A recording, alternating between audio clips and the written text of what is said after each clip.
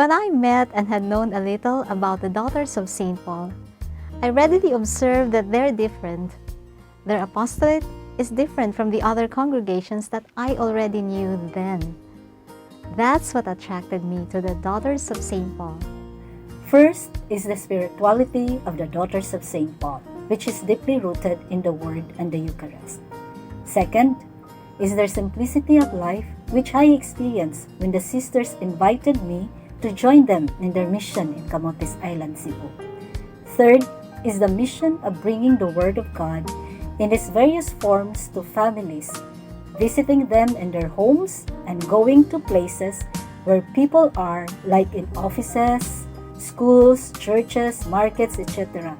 Back in my college days in nursing, I used to bring black bag filled with contraceptive materials. When I experienced the mission of the Daughters of St. Paul, I said to myself, no more of contraceptive materials that prevent life, but I will be carrying black bag full of life-giving materials or resources and life itself, the Word of God. Their mission which is the proclamation of the good news through the modern means of communication. I was really very much involved in that. I like movies, I like video, I love to read a lot. And I like all. I'm using all aspects of the social media or communication. So for me, it was a natural progression because it was just what I'm doing already. I joined the Daughters of St. Paul in 1993. As an aspirant, I was introduced to the convent schedules, practices, and apostolate. After 6 months, I entered postulancy, where I was encouraged to deepen my personal relationship with Jesus Master through prayer and study, and to further develop my human and Christian maturity. The real initiation to the Pauline religious life happens in the novitiate stage.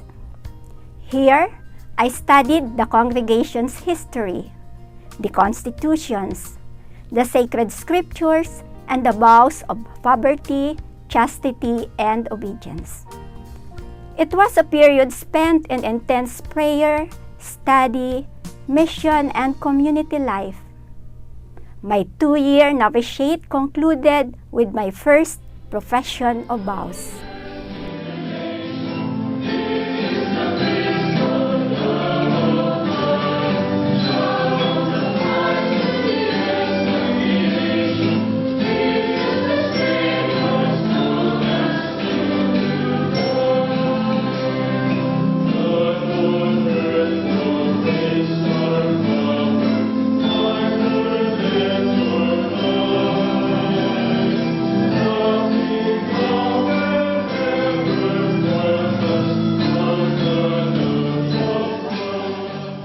As a temporary professed sister, my juniorate years were spent in profound discernment and academic formation. I was sent to study theology at the Loyola School of Theology. I was also engaged fully in the congregation's apostolic and missionary work.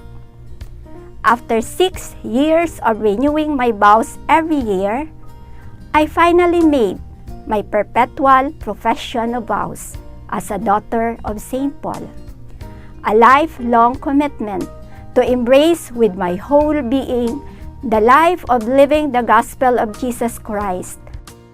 Our Pauline spirituality consists of these 3 devotions. First and foremost, to Jesus Master, the way, the truth, and the life. And then to Mary, Queen of the Apostles. And of course, to St. Paul the Apostle, our patron.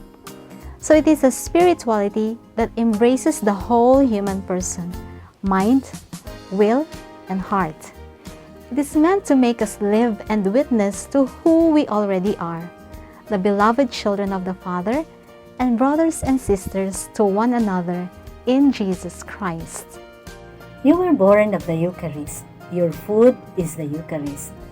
Your spirituality is the gospel lived in its entirety, as explained by St. Paul the Apostle. These words of Blessed James Alberione from the 2 pillars of the Pauline spirituality. Quality time spent meditating and assimilating the living Word before the Eucharistic Christ daily continuously recreates me. The words in every Pauline chapel and oratories, "Fear not, I am with you. From here I want to enlighten. Have a contrite heart," is both a reminder and an invitation for me to daily receive the light and experience my daily rebirth from Jesus in the tabernacle.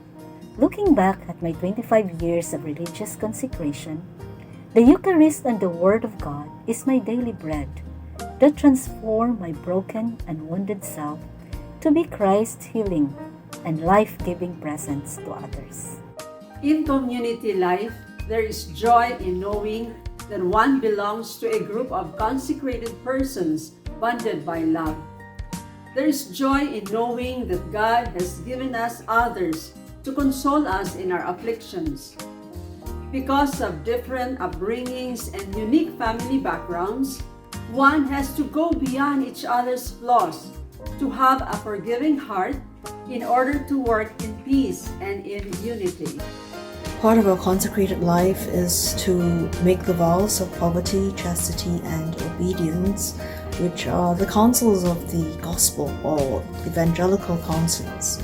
And our founder, Blessed James of Leone, has often said that poverty is the greatest wealth, chastity is the greatest love, and obedience is the greatest freedom.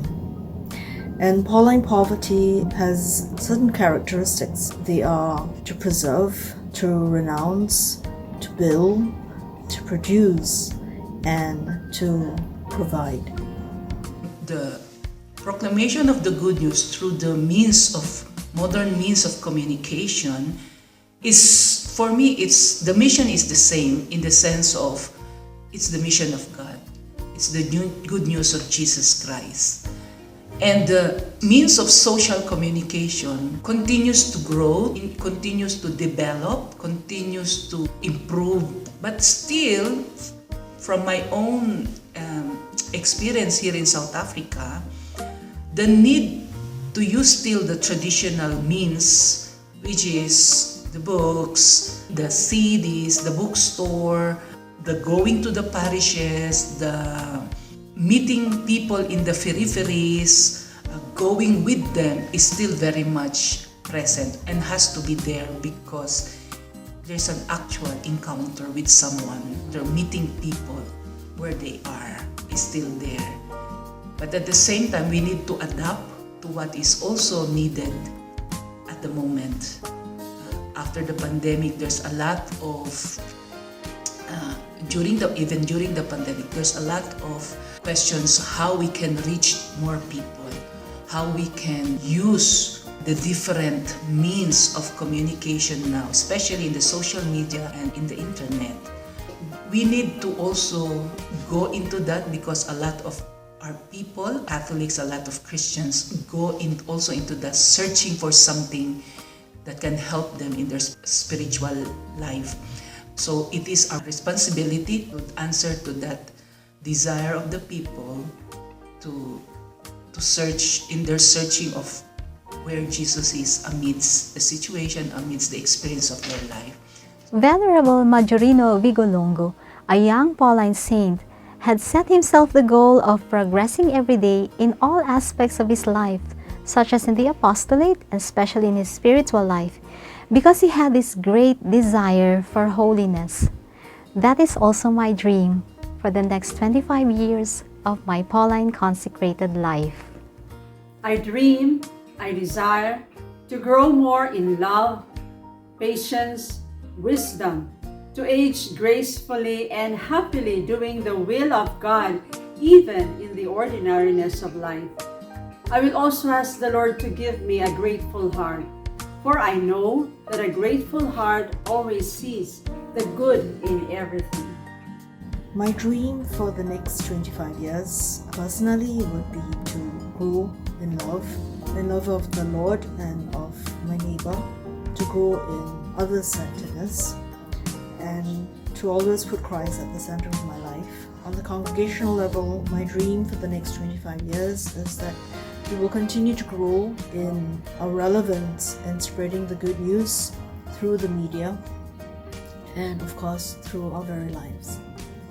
To continue growing in my spiritual journey, to continue discovering the beauty of the mission and also the beauty of our apostolate. Sharing in that mission is for me very fulfilling. So for me, my dream is that we can grow in our networking properly, that even in those areas that we don't have Daughters of St. Paul, as long as there is like one of the family there, one of the Pauline family there, we can still reach out to all the people, especially those in the peripheries, the poor, the neglected, those who cannot or was not able to use the internet. Not only for the next 25 years, but beyond, is the wish and prayer of Prima Maestra for all of us daughters of St. Paul to become saints.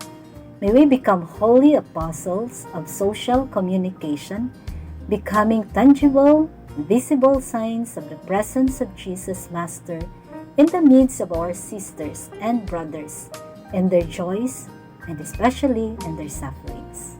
I dream of witnessing God sending more good vocations to our congregation and more opportunities to maximize the various powerful platforms and telling the world about Jesus. I dream of living the rest of my life in profound gratitude.